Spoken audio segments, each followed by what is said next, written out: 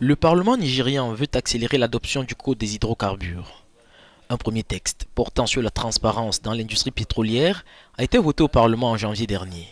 Et d'ici fin juin, confie le président du Sénat nigérien Bukola Saraki, les 3 derniers aspects du futur code pétrolier vont aussi être adoptés.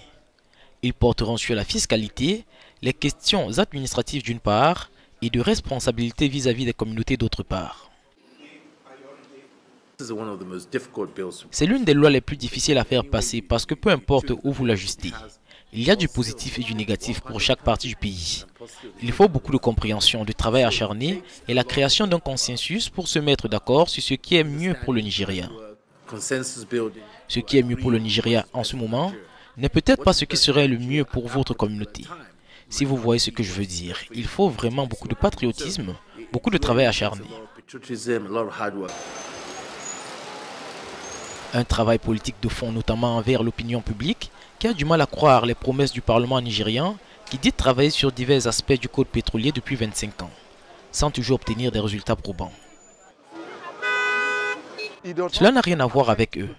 Elle va affecter les pauvres au Nigeria et parce que cela ne les affecte pas, ils ont décidé de s'asseoir là-dessus.